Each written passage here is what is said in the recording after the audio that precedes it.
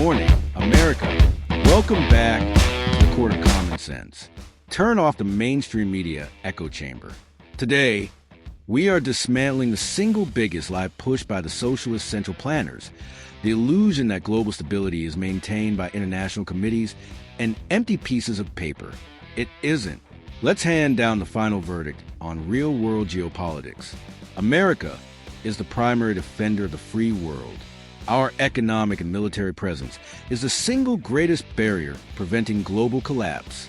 The left wants you to believe that projecting raw power invites conflict, but history proves the exact opposite.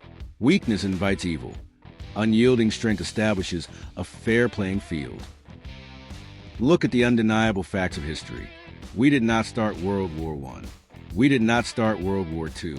We sat back, minded our own business, and watched the world burn into chaos.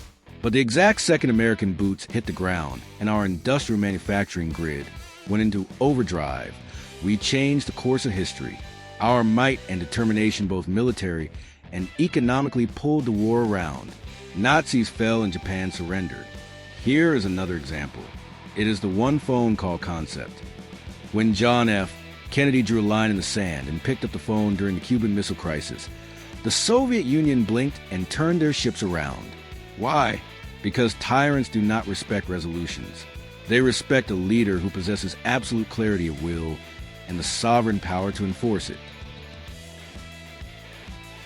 Now, another example. Let's talk about a history lesson the left-wing media deliberately hides from the American consumer: the economic prevention of war. Go back to the 1970s. The Soviet Union was aggressively expanding its empire, pouring forces into Afghanistan and threatening the free world. But behind their massive military parade floats lay a broken, bankrupt socialist economy that couldn't even grow enough food to feed its own people. America didn't need to drop bombs to humble Moscow. We used the ultimate capitalist lever, wheat sales. By cutting off their access to American agricultural abundance through the grain embargo, we exposed a fundamental failure of their centralized state. We use our agricultural exceptionalism as a direct weapon of deterrence, proving that if you cannot feed your population, your empire is a house of cards. China and Russia remember that leverage, even if our own media has forgotten it. Fast forward to the chessboard right now. The mainstream networks are completely silent on why China hasn't moved on Taiwan. It isn't because of UN warnings. It's because of a masterclass in modern economic warfare.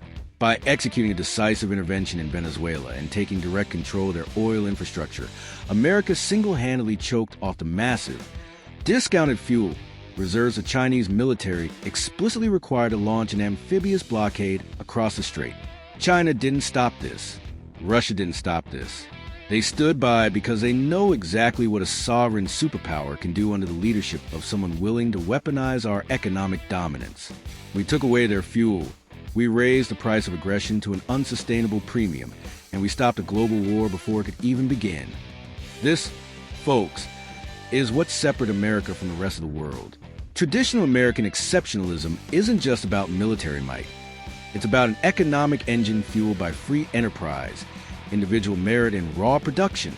The socialist wing wants us to manage our decline, surrender our energy independence, and apologize for our success so globalist bureaucrats feel comfortable. But a fair playing field for everyday working Americans requires a secure country. When we control the energy, when we secure the supply chains, and when we enforce strict rules on hostile regimes, we earn the absolute trust and security that allows our citizens to thrive under God's design. True peace is maintained through overwhelming economic strength. The courtroom of common sense is closed and the baseline is set. Judgment. American strength is the world's only shield. We are the good guys. No country in the history of the world can do what we can. No civilization has even come close to providing as many freedoms and prosperity that this wonderful country that God gave the world. As always, like and subscribe. God bless you. God bless your family, and God bless the United States of America.